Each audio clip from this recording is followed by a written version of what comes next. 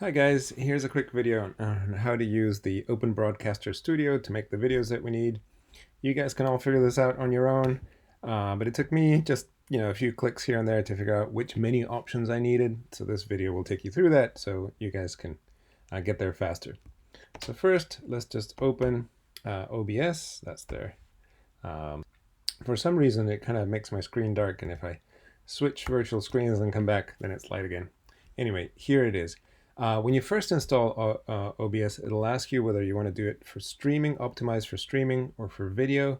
We're not going to be doing live streaming, so I asked for it to do it for video. And when it starts up, mine was already connected to my microphone, my laptop microphone. You can see it here from the mixer when I speak. If yours isn't connected yet, then you'll have to connect it. So how do we connect things? It's through this sources pane, and we're going to want two sources. First, we want the screen to be recorded, and second, we want to use the webcam to record our face. So let's do that. So first, display capture, this option. Oh, notice, let me just do it again. Notice I pressed the plus to add a source, and then display capture, that one corresponds to the screen. So here it is. It's now capturing the screen. You'll notice that it's only capturing part of the screen.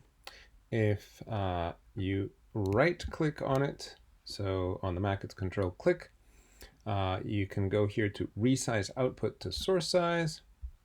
We'll say yes, and now it's capturing the whole screen. That's exactly what we wanted. And now we're going to add the webcam. That one is under video capture device. Here we are adding the webcam.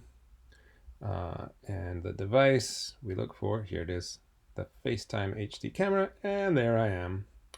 Okay, and it's here as an inset. So say we can move it. We're going to say, oh, I want it at the bottom right corner of the screen, for example. And I don't want it that big. I want it a little smaller. Notice that we have two sources, and the webcam is on top. If yours came out on the bottom, then if you right click on it, so say here we go to video display capture, right click. In order, you can move it up to be on top to make sure that you're visible. Okay, now suppose that I want to also not make it so large. Let's right click on it again. And in particular, I've got a lot of space to my right and a lot of space to my left. So now we go to transform and to edit transform. And there we can crop. So for example, we could, I don't know, crop a couple of 100 pixels from one side, a couple of 100 from the other, maybe, no, that was too much, maybe 50 from the top, maybe more from the bottom.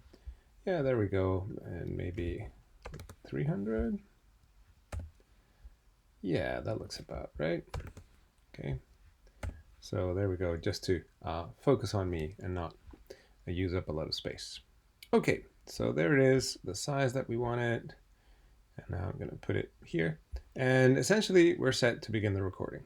So then we would click Start Recording, and it'll record both the full screen plus the webcam. And then say you might go to your presentation, do whatever you're doing in your presentation, go through it to make sure that your cursor is visible so you can point to stuff. Notice that here I'm not appearing on the bottom right as the inset. That doesn't matter, I'm still being recorded. So as you go through your presentation, bear in mind that when you produce the final video, this space is going to be occupied by your face. Okay, and when you're done with your presentation, you get out of the presentation. Here we go back to OBS, and then you would click Stop Recording. Okay. And at that point, you've got your video. Where is that video? You go in OBS to File, Show Recordings. And what that'll do is it'll pop up a little Finder window with the videos that have been made. And OBS makes them in this MKV format. What the heck is that? I have no idea. We really want them in a different format. So let's say we want it in MP4, something that QuickTime can play. Let's go back to OBS, and now we click on File, Remux Recordings, and it'll bring up this window. And let's take one of these MKV files and drag it over there.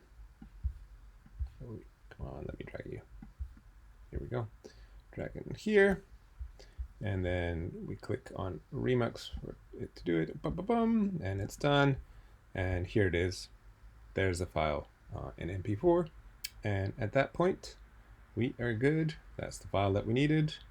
Have fun making your videos.